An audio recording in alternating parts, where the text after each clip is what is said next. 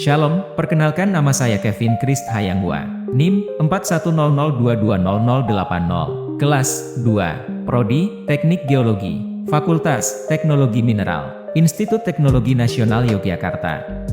Pada video kali ini, saya akan menjelaskan bagaimana proses pembentukan batuan sedimen.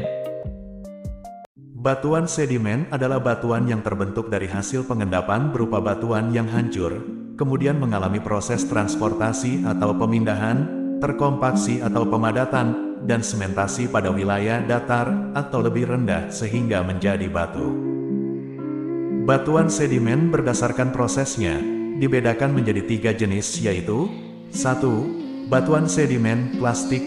2. Batuan sedimen kimia. 3. Batuan sedimen organik. Batuan sedimen plastik merupakan batuan yang terbentuk akibat proses penghancuran atau pelapukan, kemudian terbawa oleh aliran air atau angin ke tempat yang lebih rendah, kemudian terendapkan, terjadi kompaksi dan sementasi sehingga menjadi batuan. Contoh batuan sedimen plastik yaitu batu pasir, konglomerat, dan breksi. Batu pasir merupakan batuan yang terbentuk akibat proses pengendapan material yang berupa pasir. Batuan konglomerat terbentuk dari campuran kerakal, kerikil, pasir, liat, dan lumpur. Sehingga bentuk batuannya beragam berupa batuan yang tumpul membundar. Dan batuan breksi, proses terbentuknya sama dengan konglomerat, tetapi bentuk fragmennya menyudut atau lancip.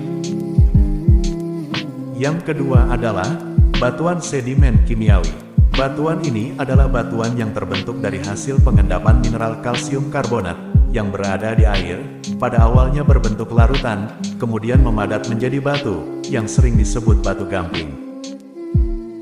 Batuan sedimen kimiawi memiliki ciri berupa tidak ada lapisan pada batuannya.